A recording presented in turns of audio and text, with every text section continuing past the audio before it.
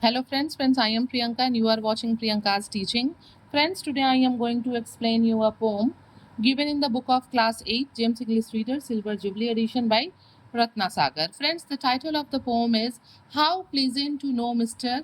Lear. कि Mr. Lear को जानना कितना आनंददायक है. Okay? So this wonderful poem is composed by Edward Lear.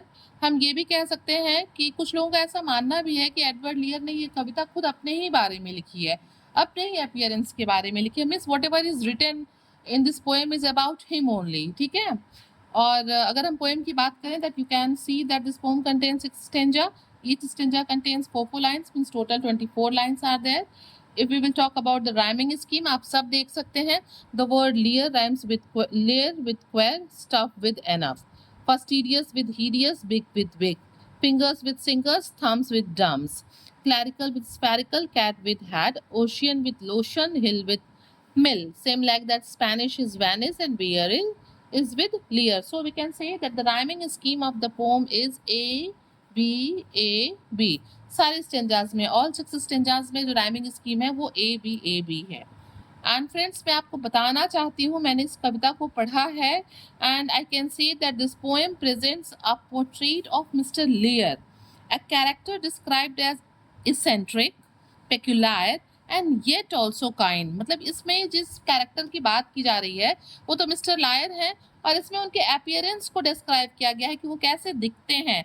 थोड़े एसेंट्रिक सन की टाइप के दिखते हैं, पेक्युलर अजीब से दिखते हैं, और थोड़े काइंड भी नजर आते हैं. ऐसा नहीं कि ओवरऑल उनमें सिर्फ नेगेटिव कैरेक्टरिस्टिक ही दिख रही है, उसमें कुछ जो है काइंड भी दिखता है. ठीक है. So now I am going to explain you the poem stanza wise, so please be with me and let's start.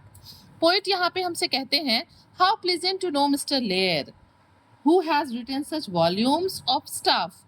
Some think him ill-tempered and queer, but a few find him pleasant enough. Poet हमसे यहाँ पे कहते हैं कि mister layer को जानना कितना आनंददायक है. ठीक है, कितना आनंददायक है. Who has written such volumes of stuff, जिन्होंने इतने ढेर सारे पोएम्स, बुक्स या स्टफ यानी कि किताबें लिखी हैं, उस मिस्टर लेयर को जानना कितना प्लीजेंट होगा.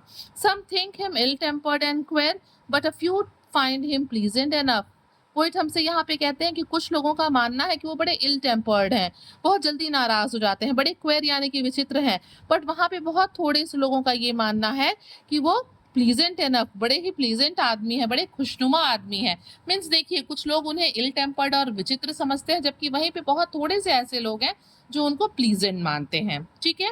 Now come on the second stanza. His mind is concrete and fastidious. His nose is remarkably big.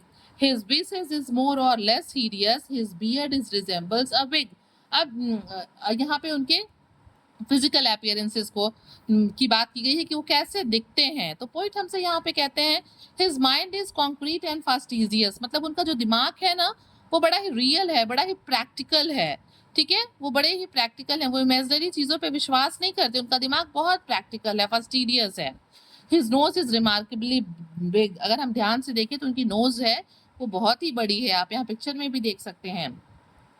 His visage is more or less hideous. Visage means उनका जो appearance है वो थोड़ा या ज्यादा क्या है, बड़ा ही unpleasant है. आप देख भी सकते हैं, देखने में बहुत अच्छा नहीं है. His beard is resembles a wig. उनकी दाढ़ी इतनी, आप फिगर में भी देखिए, इतनी बड़ी है कि ऐसा लग रहा हो कि वो विग है.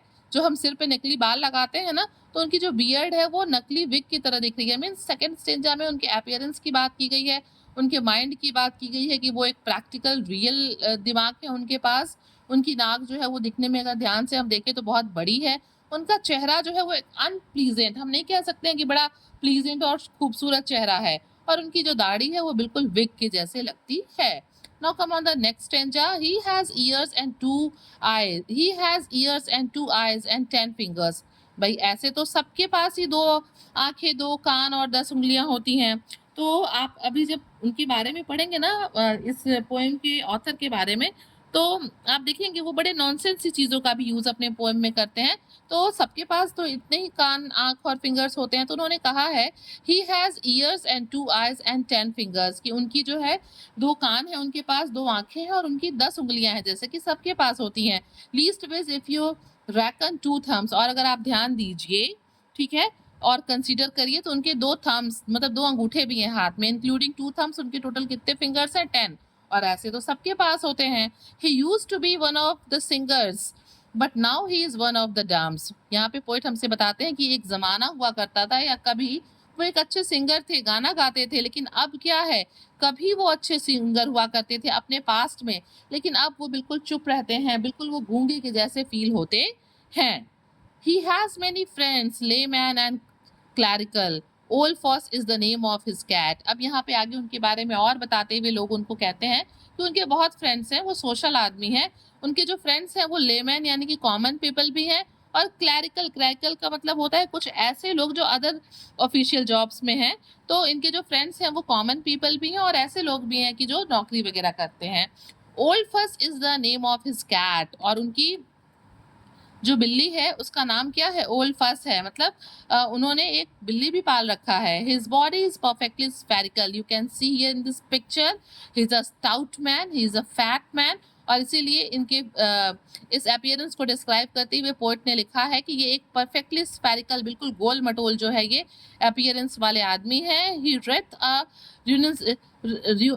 रिंसिबल हैट, और इन्होंने क्या, रेथ क्या है, एक ओल्ड स्टाइल में वियर कहने का ये तरीका है, तो इन्होंने एक जो है पहन रखी है रिन्यूसिबल हैट। फ्रेंड्स, अगर हम रिन्यूसिबल की बात करें ना, तो इस वर्ड को मिस्टर लियर ने ही, जो कि हमारे पोएट हैं एडवर्ड लियर ने ही इस वर्ड को ले आए थे वो। और ये एक ऐसा जो है बर्तन हो सकता, बर्तन है जिसमें स्पून भी होता है और फॉर्क भी होता है, इसीलिए हम इसको स्पॉर्क कहते हैं। तो इसी तरीके की मतलब रियूनिसिबल हैट जो है, अजीब सी हैट मिस्टर लियर ने पहन रखी है। Okay, now come on the next stanza. He weeps by the side of the ocean, he weeps on the top of the हिल। कि जब भी कभी वो दुखी होते हैं, उनका मन अच्छा नहीं होता, भारी होता, वो खुद को रुहासा फील करते हैं, तो वो कहाँ जाके रोते हैं, या तो समंदर के किनारे रोते हैं जाके, या तो टॉप ऑफ द हिल, पहाड़ियों के बिल्कुल ऊपर जाके रोते हैं। और फ्रेंड्स, अगर आप देखिए तो ये जो समंदर और हिल है वो एक ऐसी जगह है, दोनों ही ऐसे जगह है जहाँ पे पब्लिक नहीं होती, बहुत कम लोग होते हैं, हम कहें तो कोई भी नहीं होता। यानी कि जो मिस्टर लियर है वो अकेले में जाके रोते हैं, अपना जो सैडनेस है, अपना दुख है, वो किसी से शेयर नहीं करते हैं। ही purchases pancakes and lotions and chocolate shrimps from the mill. वो क्या करते हैं, वो पैनकेक्स खरीदते हैं खाने के लिए, लोशन खरीदते हैं अपने बॉडी पे लगाने के लिए, और चॉकलेट श्रिम्प्स फ्रॉम मिल, और मिल से वो क्या खरीदते हैं, चॉकलेट श्रिम्प्स। श्रिम्प्स क्या होता है, झींगे को हम, एक तरह की फिश होती है झींगा, उसे हम श्रिम्प्स कहते हैं। तो वो मिल से जो है चॉकलेट श्रिम्प्स भी अपने लिए परचेज करते हैं। Now come on the last stanza of this poem in which the poet is saying he reads but he does not speak Spanish. ठीक है, वो स्पेनिश पढ़ लेते हैं मिस्टर लियर, लेकिन वो स्पेनिश बोल नहीं पाते। He can not abide ginger beer at the days of his pilgrimage vanish. यानी कि उनके जो पिलग्रिमेज वाले डेज हैं वो ख़त्म होने के पहले, मतलब उन्हें क्या है, उन्हें बिल्कुल भी जिंजर बियर को वो बर्दाश्त नहीं कर सकते, सहन नहीं कर सकते, मतलब उन्हें पीना नहीं पसंद होगा जिंजर बियर। एक ऐसा बियर जिसमें जिंजर का टेस्ट आता है उसे हम जिंजर बियर कहते हैं। मतलब इस लाइन में पोएट बता रहे हैं कि पिलग्रिमेज मतलब होता है हॉली प्लेसेस की, और एर मीन्स यहाँ पे बिफोर है, तो before the days of his pilgrimage vanished, अपने पिलग्रिमेज डेज के ख़त्म होने के पहले जो है उन्हें बिल्कुल जिंजर बियर जो है वो बर्दाश्त नहीं कर सकते, उन्हें पसंद नहीं है। How pleasant to know mister Lear. और फिर एडवर्ड लियर लास्ट में कहते हैं कि मिस्टर लियर को जानना कितना आनंददायक है। तो फ्रेंड्स, आपने देखा कि किस तरीके से पोएट ने, यानी कि एडवर्ड लियर ने इस अपने पोएम में एक कैरेक्टर को, जो कि मिस्टर लियर हैं, उनको कैसे डिस्क्राइब किया है। So we have seen that this poem uses vivid and often absurd description to paint a picture of Mr. Lear's appearance, habits and personality। कि किस तरीके से बड़े ही absurd descriptions को यूज करके मिस्टर लियर्स के appearance को, उनके habits को और उनके पूरे व्यक्तित्व को यहाँ पे describe किया गया है। So friends, if you like the explanation, please do share to others and very thank you for watching.